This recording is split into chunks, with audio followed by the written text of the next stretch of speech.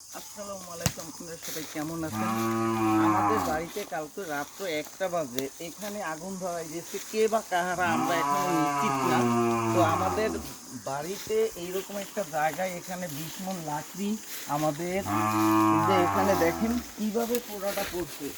আমাদের এলাকাটার নাম হচ্ছে বাইদারকান্দি। বাইদারকান্দির মানুষজন যে এতটা এতটা খারাপ তা আপনারা না দেখে প্রকাশ করতে পারবেন না, যে বাইদারকান্দির মানুষ এতটা জঘন্য, এত জঘন্যটা খারাপ। শালারা মানুষের সাথে পারে না, মানুষের ঘর বাড়িতে আগুন দেয়, ঘর বাড়িতে আগুন দিয়ে মানুষের এই ঘর দুয়ার পুড়াইয়ে দেয়। এই যে 20 মণ লাকড়ি ওখানে, এই যে পাশে 2টা গরু ছিল, এই গরুতেও আগুন দিছে, গরু ঘরেও আগুন দিছে। গরুতে এখন এই যে গরু সামান্য একটু কিছু ক্ষতি হয়েছে। আর আমাদের এই ঘর দুয়ার সমস্ত কিছু পোড়াই দিয়েছে। দেখেন কি অবস্থা, পোড়াই দিয়ে এই যে লাকড়ি লুকড়ি কি করছে, ঘরটারে পোড়াই দিয়া। এই যে বাইদারকান্দির জঘন্য মানুষগুলো এত খারাপ। এই যে আমাদের লাকড়িগুলা কি করছে পোড়াইয়া, এই সাইডে দেখেন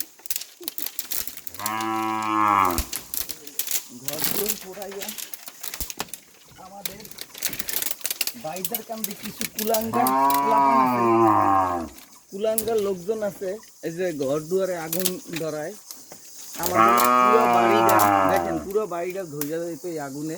আমাদের পুরো বাড়িটা ধইরা দিত, প্রত্যেকটা ঘর ধইরা দিত। এখানে ফায়ার সার্ভিসের আসারও কোনো স্কোপ ছিল না, আল্লাহ বাঁচাইছে।